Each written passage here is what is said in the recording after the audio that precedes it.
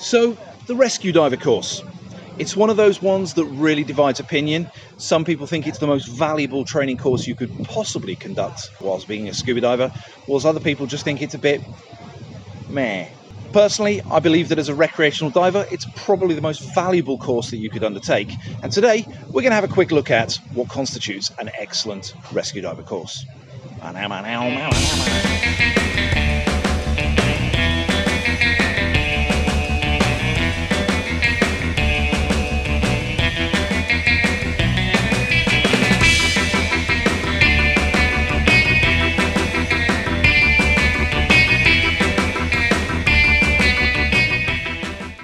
So I'm Gary and I'm one of the instructors here at Deefer Diving, and today, as I've said, we're going to have a look at the rescue diver course, whether it's PADI, whether it's SSI, whether it's SDI or any of the other training acronyms.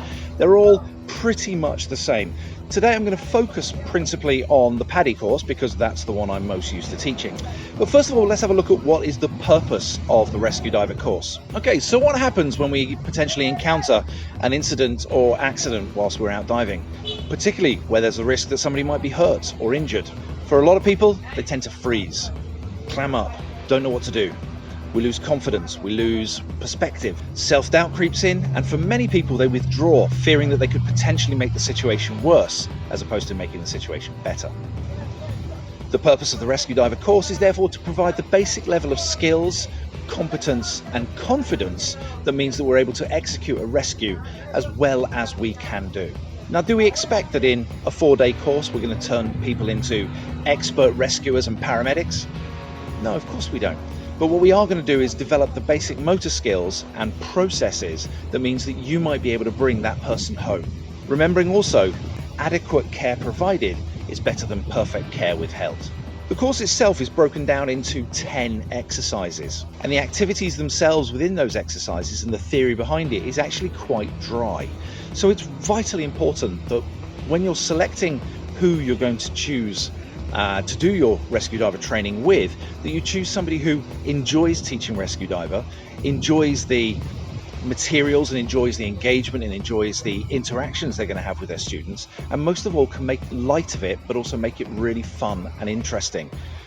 Now, I personally love teaching rescue diver course, and it's the one that I love teaching the most, and you'll hear a lot of instructors that will say love it, absolutely love it. But conversely, you'll get some who'll be it's all right. For me, the key element of the course is repetition. Repetition, repetition, repetition. Did I say repetition? I'm not sure. What we're trying to develop here is an automated response to a circumstance or an event that's going on.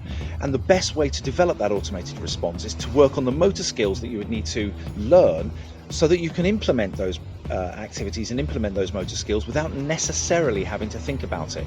And that's where we work through repeating and repeating the activities over and over again. So in this regard, your instructor choice is critical, because if they work on the premise that I've shown it to you once, you've shown it to me once, let's move on, you're not necessarily going to develop the deep learning that is needed to handle a rescue in the event of a stressful situation. Now, as an anecdote, many dive master candidates that come and work with me learning their trade as new dive masters, I'll get them assisting on a rescue diver course, and when they'll see the way that I conduct a rescue diver course, we'll often say, we didn't do that, or we didn't do it like that.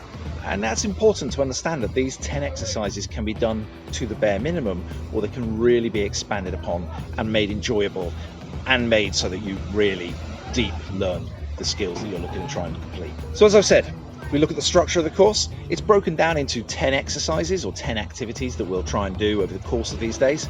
But the fundamental process that you're thinking about all the way through this is your safety.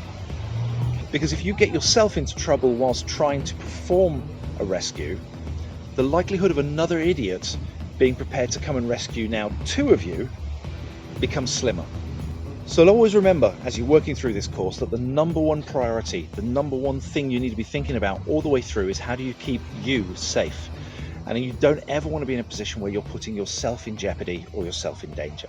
So how's the course broken up? Well, the first thing we're looking at is just a refresh of the skills that you learn to open water, those self-rescue skills, including alternate air source use, nice and gently, cramp removals, buoyancy control, those little exercises that we learned way back, and now we get an opportunity to just refresh them.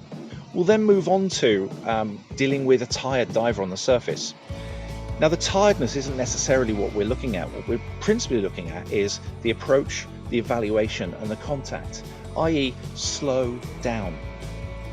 Figure out what it is you're dealing with, look at what you're dealing with, make contact with the person that you're engaging with and provide them with clear instructions, and then help them with a rescue.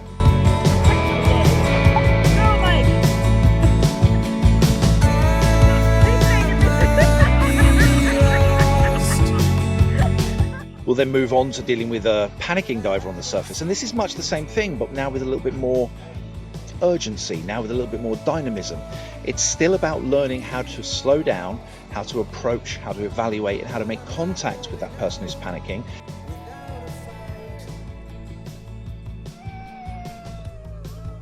Deal with that situation in a way that keeps you safe. So we'll learn about how do we make that a contact from underwater. We'll learn about how to make that contact from behind, or we'll learn about how to make that contact by being aggressive and turning them towards us. All of it is about evaluating the situation and making sure you stay safe. We'll also then look at the situation where the contact wasn't so good and you're now being used as a flotation device. How do you release yourself from a flotation device? Now, we can do that by accepting it is what it is, and let's inflate their BCD and inflate my BCD and hope we can solve and remedy the situation. I can dump air and go underwater. I'm no use as a flotation device if I don't float. And so we can look at those skills and those activities as we go through. As part of dealing with a panicking diver, we'll also look at how do we create space and distance between you and a panicking diver using an approach with a very quick reverse. Next, we might have a look at how we respond from a boat, shore or dock, using the premise that the safest way for you to conduct a rescue is not to be in the water at all. So what tools and what equipment is available to you that you could use to help somebody in the water, to help somebody who's panicking, whilst maintaining your dryness, whilst maintaining your position being on the dock. So we'll use reaches, we'll use throws, we'll use extensions to try to help somebody whilst keeping us safe.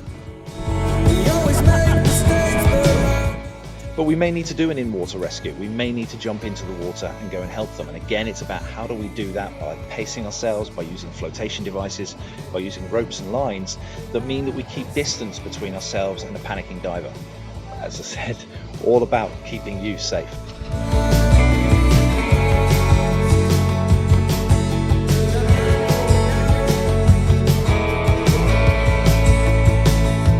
We'll look at search patterns. In the event that we have a missing diver, how is the best way that we can conduct a search and try and find that individual? The faster we can find them, the faster we can recover them, the more likelihood we can do a good job and bring them home safely.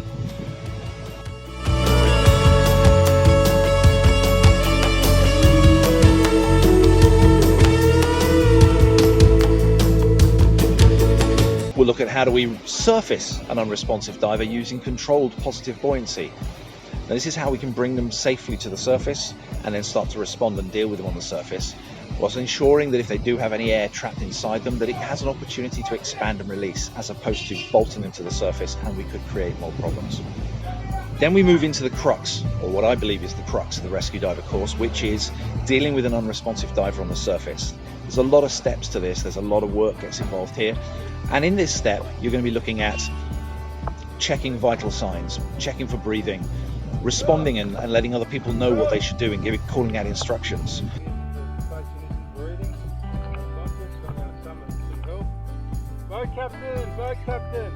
But then also moving that person back to the shore or the boat whilst providing rescue breaths.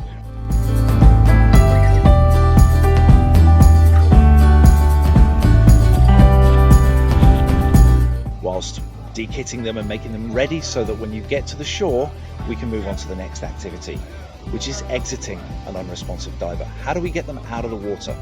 How do we keep them safe, and how do we keep ourselves safe whilst we're taking them out of the water, whether that be onto the boat, onto a dock, or onto the shore? So we want to do that in a timely manner and in an efficient manner, and one that doesn't beat us up too.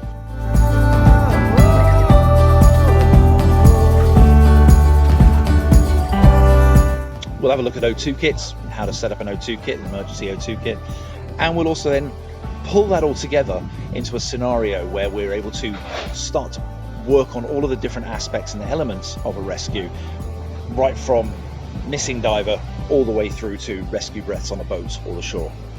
Fundamentally though, it's a challenging, hard course that's really, really rewarding. So as I've said, in summary, the rescue diver course is probably the most challenging course that a recreational diver can conduct. It's pushing your boundaries, it's pushing your limits, and it's taking you outside of core diving and into something new. You start to become much more aware of those divers around you. You start to become more conscious of issues before they become a problem. You can see that a diver is stressed, you can see that a diver is not comfortable, and maybe respond to that positively before it gets into a much worse situation. As I've said already, you may not be able to respond perfectly, but adequately is good enough.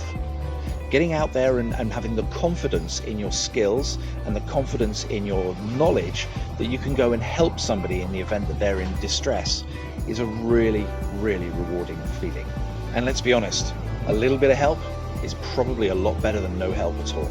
Now, as an instructor, I personally love teaching rescue diver and try and bagsy just about every rescue course that we have here at Deefer. I try to make it fun, I try to make it hard, I try to make it engaging, which means that it's rewarding for each of the people that do the course, and they'll often feed back to me later of, yeah, that was really good value, I really enjoyed that. I'm also certain you'll find it the most rewarding, entertaining, engaging, and fulfilling scuba diving training course that you can do. Just make sure you pick a good instructor to go with you. Thank you for watching this video. We hope you've appreciated and enjoyed it. If you want to like the button, if you want to like the button? Yes, if you want to like the button, like it, love it, feel it.